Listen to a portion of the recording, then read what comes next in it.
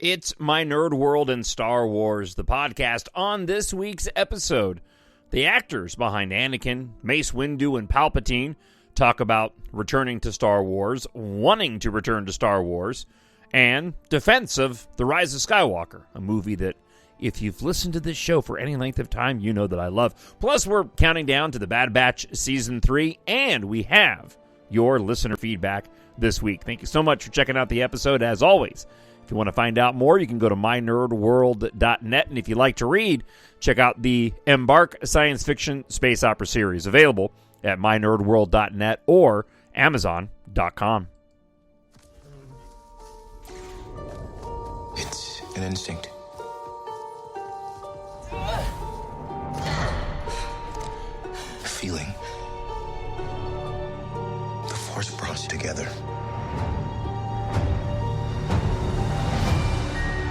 We're not alone. Good people will fight if we lead them. People keep telling me they know me. No one does. But I do.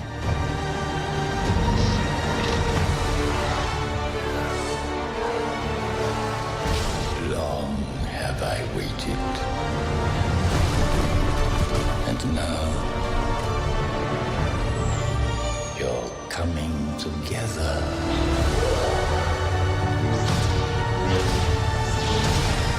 Is your undoing.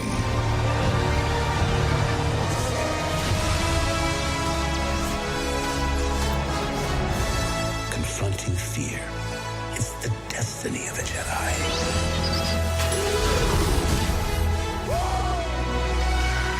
Your destiny.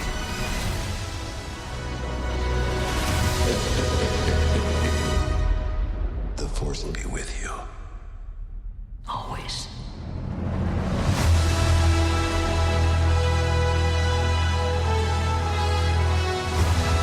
My Nerd World.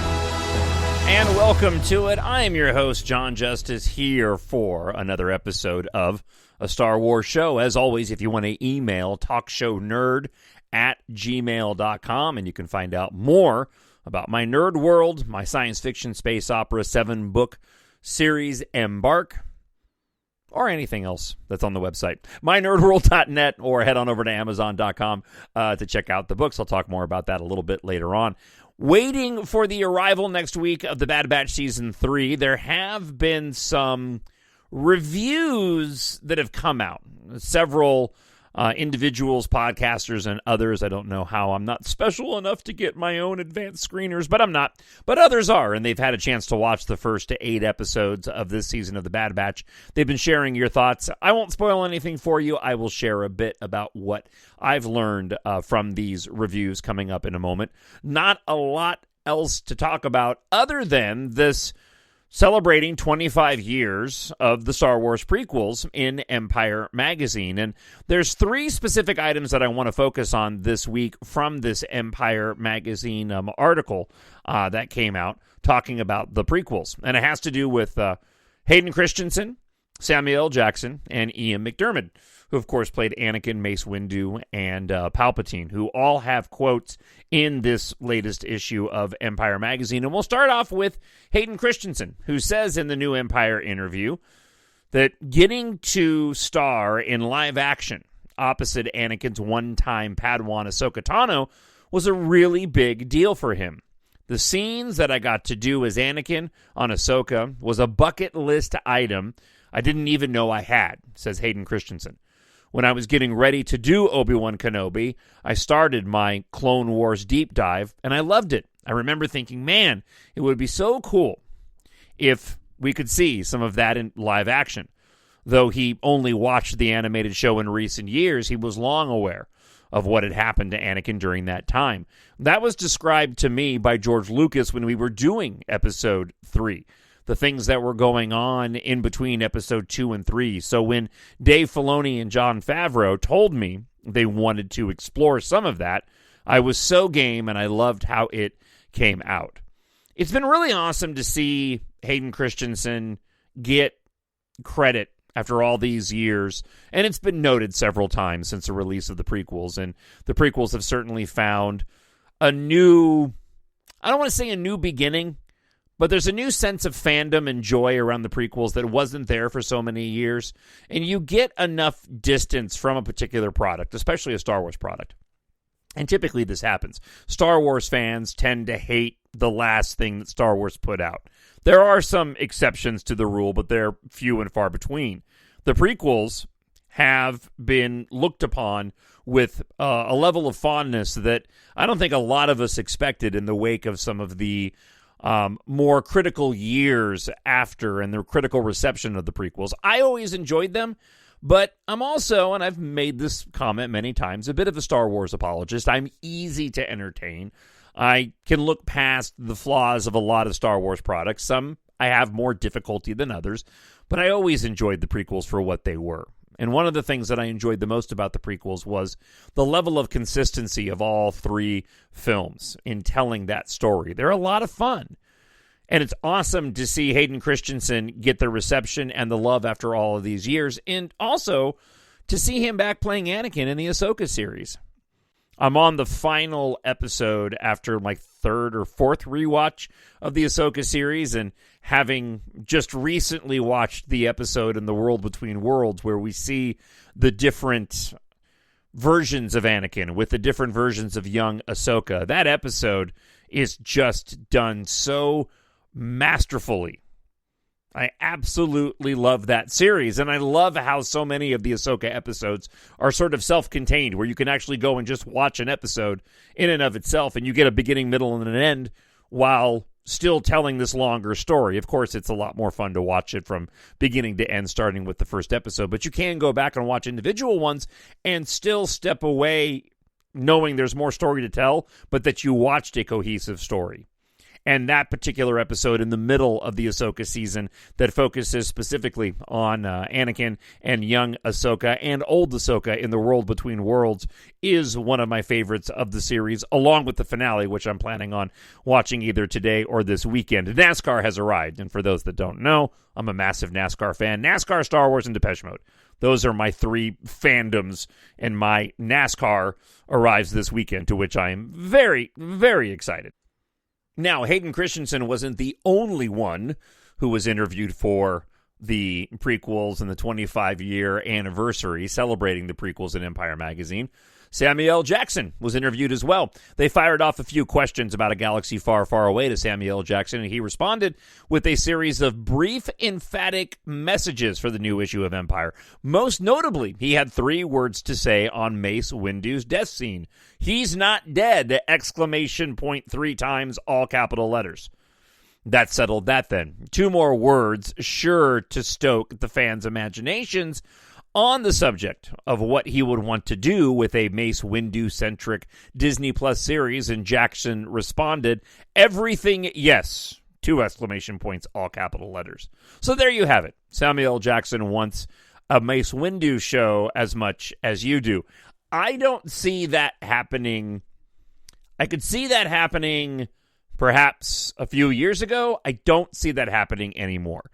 All indications coming out of Lucasfilm, and more specifically in this case, Disney, with Bob Iger and their attempts to rebuild a wounded brand, it seems as if they're pulling back on a lot of projects and going with a level of scarcity, focusing on getting these films out that we talked about on last week's episode and less focus on the streaming series. It really reminds me of the situation when Michael Eisner had came into Disney, and he ended up creating this litany of spin-off sequels to all of these beloved Disney properties, mostly in the form of straight-to-video VHS releases that weren't very good. We're getting that now on a big screen level from Disney. We've got I guess, a Toy Story 5 that's in the works. We've got Inside Out 2 coming. We've got a sequel to Moana coming as well. I believe they're working on a Frozen 3, right?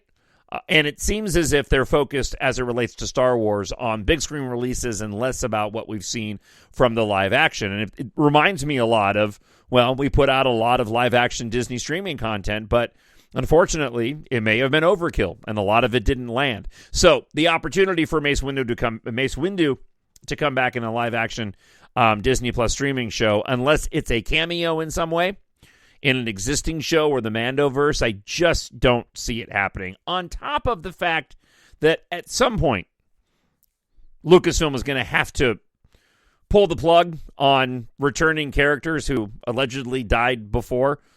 It doesn't bother me personally as a fan, but I know that's a complaint. How many characters are going to die and then come back once again? Speaking to that point, the other actor who was interviewed for Empire Magazine was Ian McDiarmid, who talked about Emperor Palpatine, of course, and how he, as I mentioned, somehow always returns. First, Ian McDiarmid donned the old age makeup to play the role of the arch-villain in 83's Return of the Jedi. He returned as Palpatine 16 years later in the prequel trilogy, this time as the politician who would become Emperor. And then, of course, in 2019's The Rise of Skywalker, he came back one last time as the rotting, reincarnated ruler ready to emerge from the shadows and execute his plan once and for all. Palpatine's resurrection in Episode 9 was a controversial point for some fans, not just since Luke and Vader vanquished the Emperor together at the end of the original trilogy, but because the galaxy's age-old enemy hadn't been featured in any other sequel trilogy film. But to Ian McDiarmid himself, he said it made sense. Speaking to Empire in the new interview, he shared his thoughts on Palpatine's mysterious comeback and says, "A lot of people said it was ridiculous. Of course, he was dead at the end of Return of the Jedi, and frankly, I think George thought he killed me too, but JJ thought it would be a good idea, and I wasn't going to argue with him. Still, if there's anyone who might be able to pull off a return from beyond the grave, it might just be Palpatine. I felt that Palpatine always had a plan B, probably a plan C, D, E, and F as well." McDiarmid reasons. And he's an expert in cloning, so, shoulder shrug, palms up, head tilt.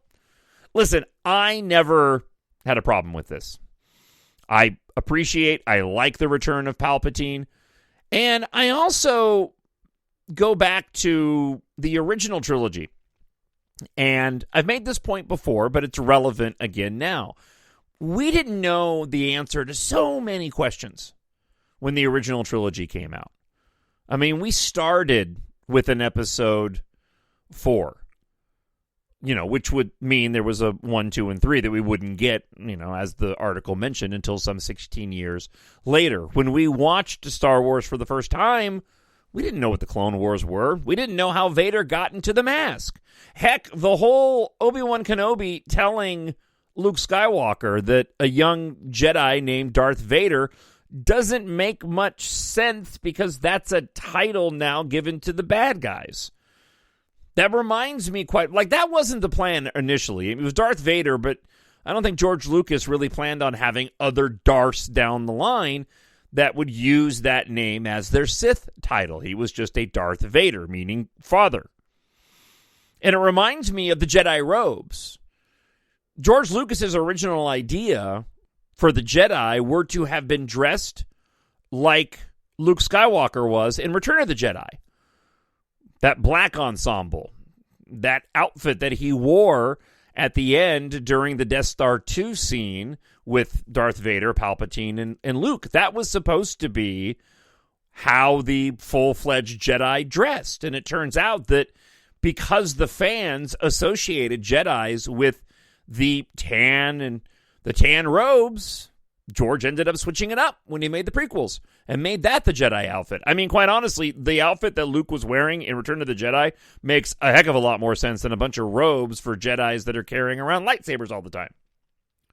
It was also a point of contention when Colin Trevorrow had put forward his idea and script for his version of Episode 9 before he was pitched off of directing the film and J.J. Abrams came in to do it. He actually had Rey dressed in those same clothes that Luke Skywalker had in Return of the Jedi. That's not the reason why he didn't end up directing the film, but just as a point of reference to how the Jedi were supposed to look and how things have changed.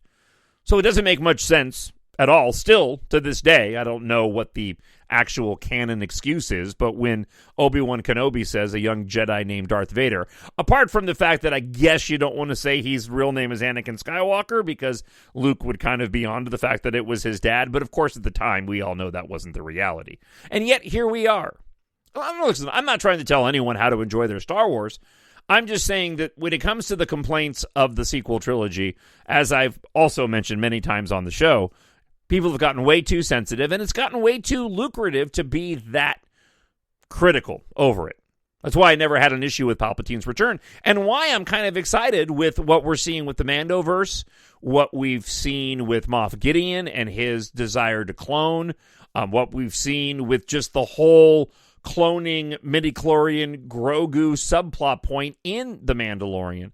Hopefully leaning into what Dave Filoni has mentioned many times, and that is eventually we will get to the beginnings of the First Order and probably more background on what Palpatine has actually been doing out on Exegol this whole time. Most of that was answered in the movie, but I would really love some more of that connective tissue told via live action.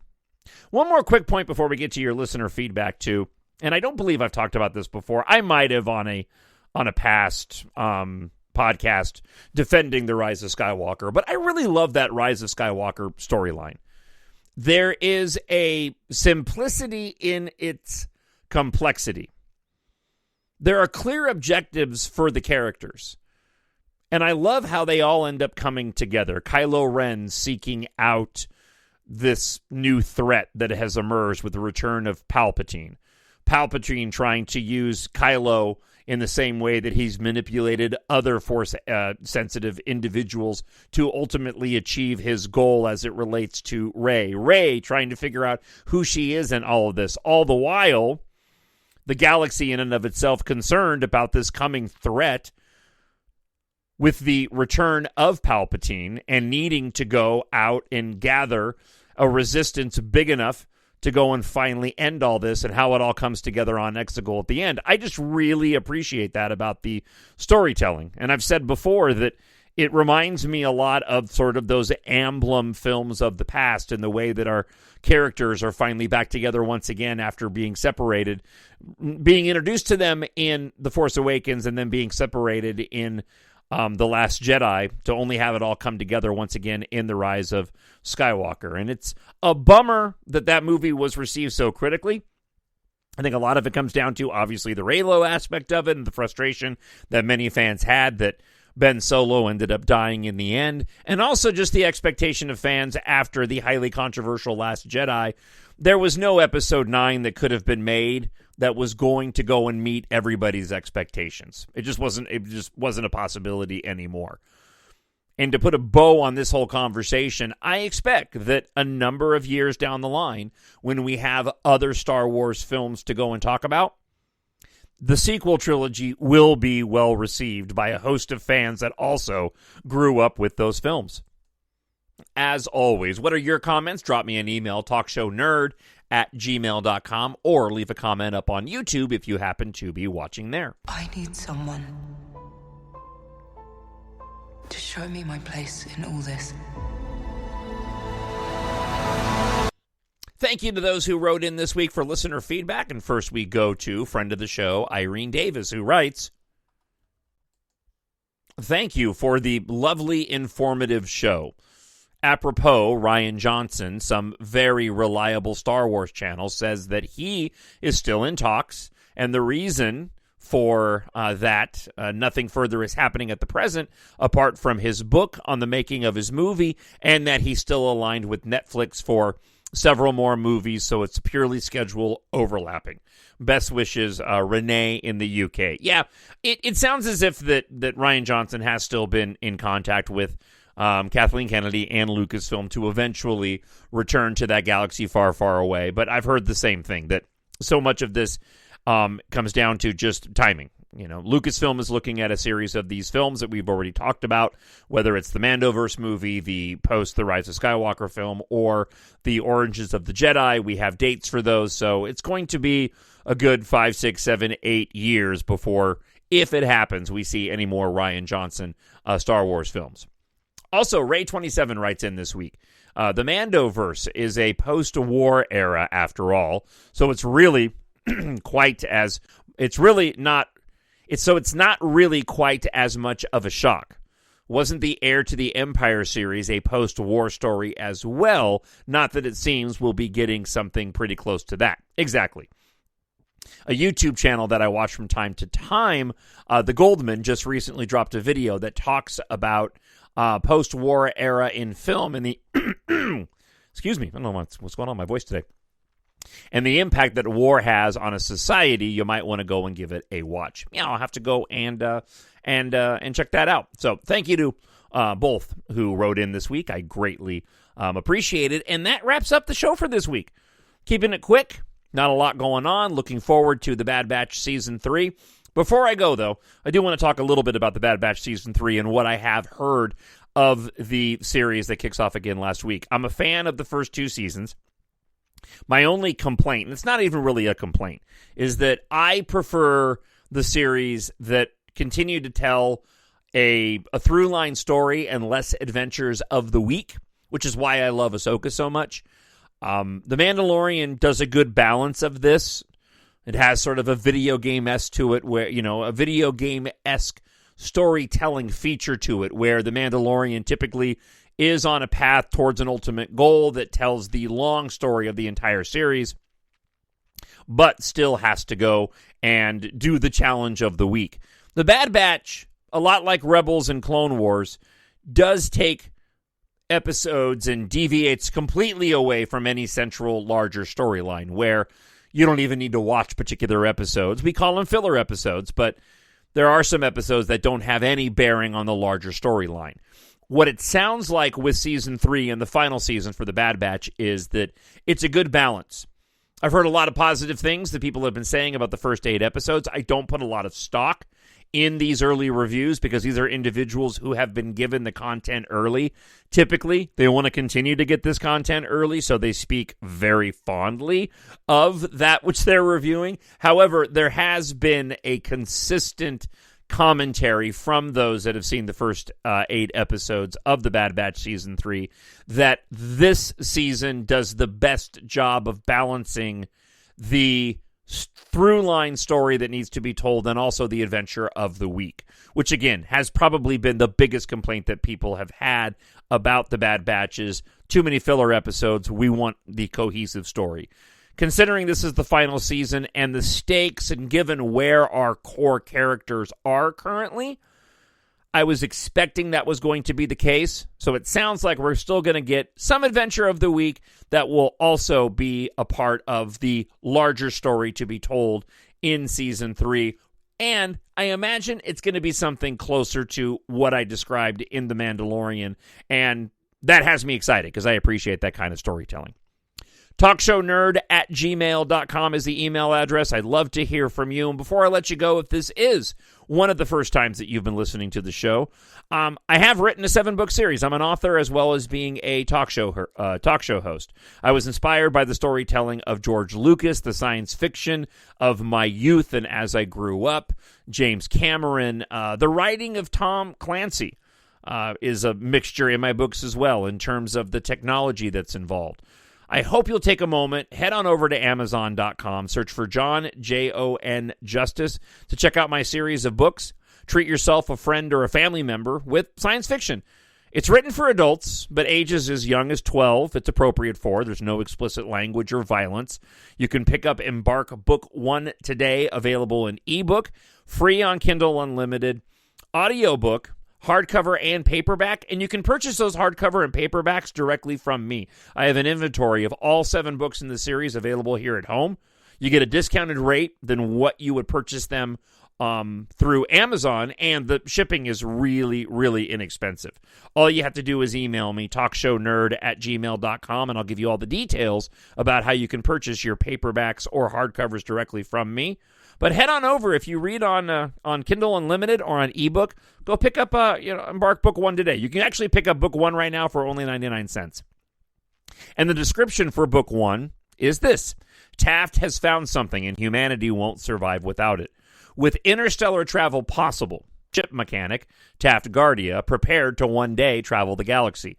But when an industrial accident inside a D-Corp civilian and military spacecraft factory sets off an apocalyptic chain of events, exploring the stars becomes a matter of survival. As the global evacuation begins, the ruthless Sint Argum of D-Corp threatens to destroy every vessel not loyal to his regime. Meanwhile, fellow pilot Keith Amaro suddenly receives a cryptic message from her father, an aerospace engineer who died 1 year earlier. When Taft and Keitha discover what may be the key to saving Earth's evacuees, they become unwittingly tied to the catastrophe and must solve the mystery of her father's past before it's too late.